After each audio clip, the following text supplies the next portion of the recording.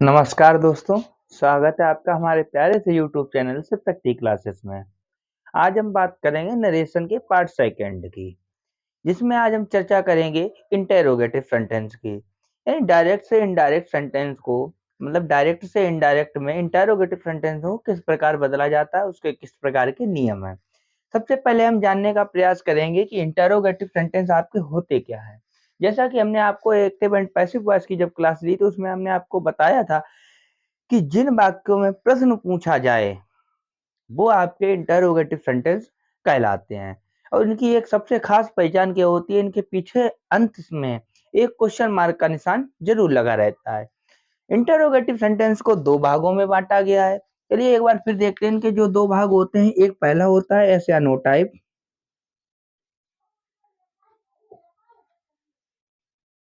और नंबर 2 पर आपका आता है डब्ल्यूएच टाइप।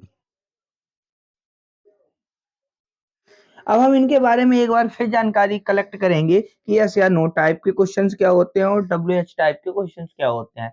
यस या नो टाइप के क्वेश्चंस वो होते हैं जिनका आंसर हम हाँ या ना में दे पाए। उसी तरीके से डब्ल्यूएच टाइप के जो सेंटेंस होते हैं उनका आंसर हाँ या ना में ना दे पाए। और इन दोनों की पहचान ये होती है कि जो आपके यस या नो टाइप के सेंटेंस होते हैं वो आपके हेल्पिंग वर्ब से शुरू होते हैं और डब्ल्यूएच टाइप के जो क्वेश्चंस होते हैं वो डब्ल्यूएच वर्ड से शुरू होते हैं। अब डब्ल्यूएच वर्ड आपके क्या होते हैं, जैसे आपके व्हाट हो गया, वेयर हो गया, हाउ हो गया, ऐसे शब्द से शुरू किए जाते हैं, वो आपके डब्ल्यूएच टाइप के कहलाते हैं। अब इनके बेसिक रूल हम समझते हैं। सबसे इनके जो बेसिक रूल होते हैं वो क्या होते हैं आपके।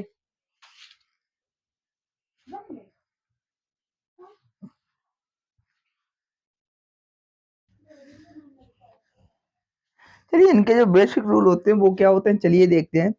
आपका सबसे पहले रूल ये होगा कि जिस तरीके से हम सिंपल वाक्यों में इन्वर्टेड कॉमा हटाते थे और सैड या सैड टू की जगह पर टोल्ड का प्रयोग करते थे, अब इसमें थोड़ा सा चेंजमेंट होगा। यानी टोल्ड की जगह पर आपका किसका प्रयोग किया जाएगा, आस्क्ड का प्रयोग किया जाएगा, यानी रिपोर्टिंग वर्ब के अकॉर्डिंग। यानी अगर से टू दिया गया तो सिर्फ ओनली आस्क का ही प्रयोग करेंगे, सेज टू है तो आस्क्ड हो जाएगा, अगर सैड है तो आस्क्ड हो जाएगा, या सैड टू है तो भी आस्क्ड हो जाएगा। साथ में जब इन्वर्टेड कामा हटाते थे तो सिंपल वाक्यों में हम दैट का प्रयोग करते हैं। अब दैट का प्रयोग ना करके हम क्या प्रयोग करेंगे, या तो इफ का प्रयोग करेंगे या फिर वेदर का प्रयोग करेंगे। चलिए देखते हैं, इतना उम्मीद है यहाँ तक समझ में आ गया होगा। चलिए देखते हैं इसका जो नेक्स्ट रूल है जो सबसे ज्यादा इंपॉर्टेंट होता है, यानी जब आप डायरेक्ट से इनडायरेक्ट में बनाएंगे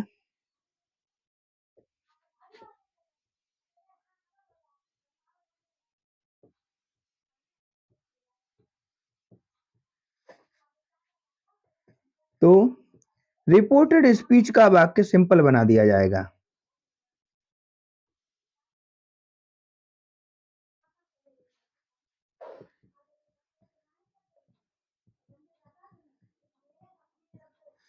यानी कहने का मतलब ये है, जब हम डायरेक्ट से इनडायरेक्ट में बदलेंगे तो जो रिपोर्टेड स्पीच आई मीन कहने का मतलब है जो इन्वर्टेड कॉमा के अंदर वाला जो वाक्य दिया गया होगा वो जो है सिंपल बना दिया जाएगा।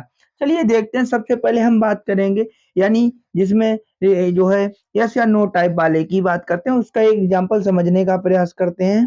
जैसे उदाहरण के तौर पे लिखा हुआ है,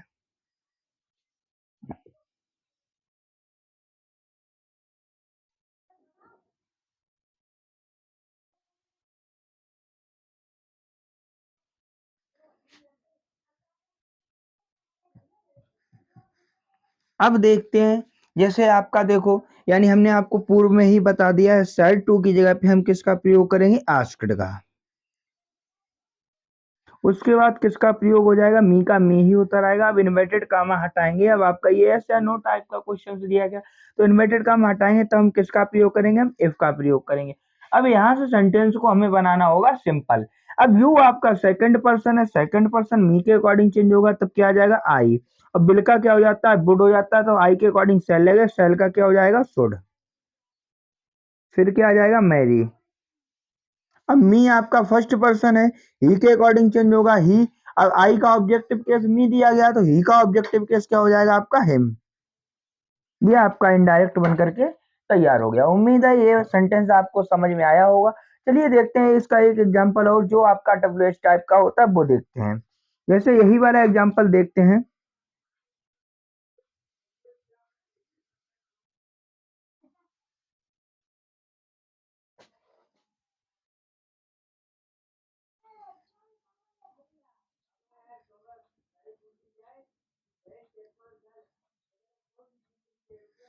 जैसे ये लिखा हुआ है।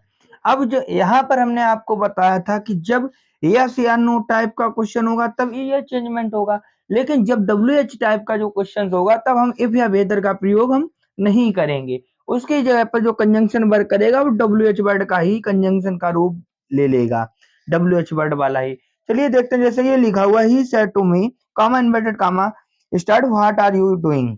अब इसका मतलब यह उसने मुझसे कहा कि आप क्या कर रहे हैं। तो इसका कैसे किस तरीके से बनेगा, ही और स्टार्ट टू की जगह पे हमारा क्या हो जाएगा, आस्क्ड, और मी का उत्तर के मी ही आ जाएगा। इन्वर्टेड का हम हटाएंगे, हम इफ या वेदर का प्रयोग नहीं करेंगे। अब हम किसका प्रयोग करेंगे, हम बाट का ही, क्योंकि यहाँ पर बाट ही कंजंक्शन का वर्क करेगा। अब यहाँ से सेंटेंस को हम बनाएंगे सिंपल।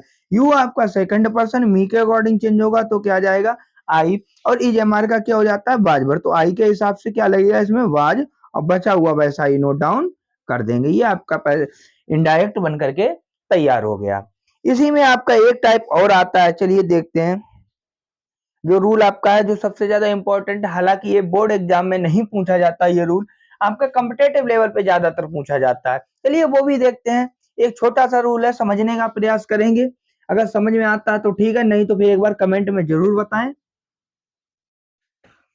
तो इससे ये है दोबारा उसको जो है क्लियरली समझा दिया जाएगा। यानी जो आपका रूल है,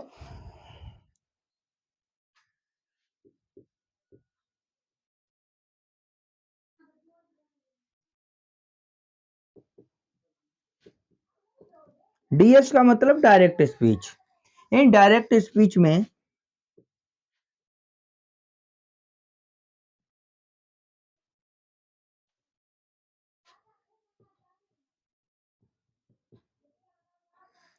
यानी यदि रिपोर्टेड स्पीच डायरेक्ट स्पीच में आपका जो है उसका आंसर भी जुड़ा हो तब किस प्रकार से चेंज करेंगे। अगर उसका उत्तर हम यस में दे रहे हैं, यानी कहने का मतलब उसका उत्तर किस में दिया जाए, आपका यस में।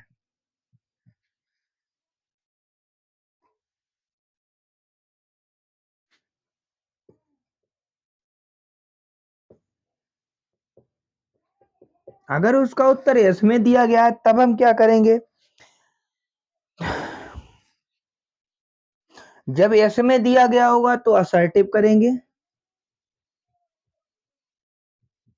मतलब पॉजिटिव में रहेगा, असर्टिव में बदलेंगे।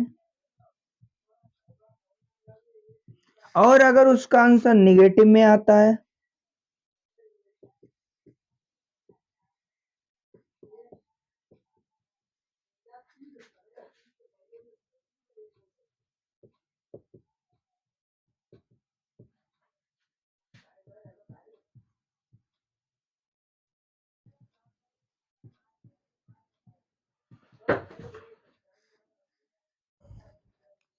जैसे उदाहरण के तौर पे इसे समझने का प्रयास करें। जैसे लिखा हुआ है एग्जाम्पल इसका, यानी पहले एक बार फिर रूल समझ लेते हैं। यानी अगर रिपोर्टेड स्पीच में इधर इन्वर्टेड कॉमा वाले में उसका आंसर भी साथ में जुड़ा होगा, तो अगर उसका आंसर हाँ में दे रहे हो तो सेंटेंस को असर्टिव बनाएंगे, अगर ना में दे रहे हैं तो उसका वो इनडायरेक्ट बनाएंगे, वो निगेटिव में बनाएंगे।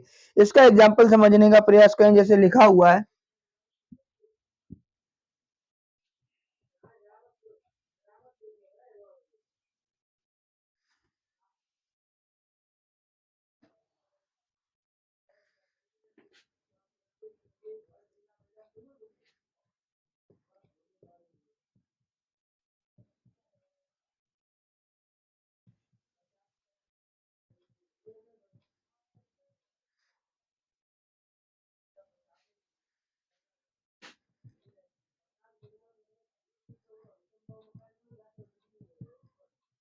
जैसे ये लिखा हुआ है, शी सेड टू मी, उसने मुझसे कहा, can you solve this question, क्या आप उसका इस क्वेश्चन को हल कर सकते हैं। तो उसका जवाब क्या आता है, नो आई सेड, यानी नहीं मैंने उसका उत्तर ना में दिया है। तो इस तरीके के जो इनडायरेक्ट में बनाएंगे वो किस तरीके से बनाएंगे, चलिए देखते हैं।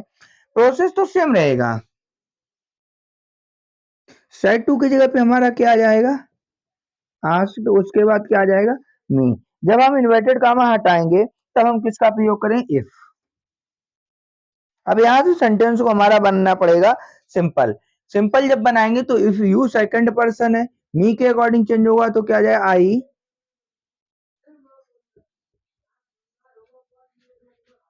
और दिस का हो जाता है डेट। यहां तक तो आप लोग सब लोग बना लेंगे। अब यहां पर जो इसका आंसर दिया गया नो आई सेड, इसे किस तरीके से कन्वर्ट करेंगे, तो इसमें जो है इस तरीके से बना सकते हैं, आई रिप्लाइड नॉट, यानी आई रिप्लाइड नॉट। चलिए देखते हैं, या फिर आई कुडंट नॉट भी कर सकते हैं। दोनों तरीके से बनाने का प्रयास करते हैं, या नॉट की जगह पे आप या फिर इस तरीके से आई रिप्लाइड नॉट कर सकते हैं, या फिर निगेटिव कर सकते हैं। यानी कहने का मतलब ये है, जैसे ये दिया गया है, she said to me comma inverted comma start can you solve this question, उसके बाद जो रिप्लाई आता है नो आई सेड, यानी कहने का मतलब उसने मुझसे कहा, या उसने मुझसे कहा can you solve this question, क्या आप इस क्वेश्चन को सॉल्व कर सकते हैं। तो हमारा उधर से जवाब क्या आता है, नहीं मैंने कहा। इसका इनडायरेक्ट बनाने का प्रोसेस आपका वही रहेगा, यानी कहने का मतलब है सेड टू की जगह पे हमें आस्क्ड लगाना पड़ेगा, इन्वर्टेड कॉमा हटाएंगे, इफ लगाएंगे, और यहाँ सेंटेंस आपका इंटरोगेटिव दिया गया, यहाँ से सेंटेंस को हमने सिंपल बना दिया। उसके बाद एक शब्द जोड़ना पड़ता है, आई रिप्लाइड नॉट, या फिर आई रिप्लाइड इन नेगेटिव। इसी तरीके से अगर पॉजिटिव वाला आता है तो उस तरीके से अगर यहाँ पे नो की जगह पे अगर हम यस कर देते, क्या कर देते, यस, जब ये नो की जगह पे यस कर देते तो यहाँ पर आई रिप्लाइड इन अफर्मेटिव में आ जाता। या फिर इस तरीके से आई रिप्लाइड कॉमा लगा करके यस भी कर सकते हैं, तब भी आपका सेंटेंस सही हो जाएगा। उम्मीद है यहाँ तक कि आपको समझ में आया होगा। इसी के साथ आपकी जो नेक्स्ट वीडियो पड़ेगी, पार्ट इसका थर्ड, जो इंपेरेटिव सेंटेंस का पड़ेगा। चलिए इसी के साथ मिलते हैं आपसे नेक्स्ट क्लास में। जय हिंद।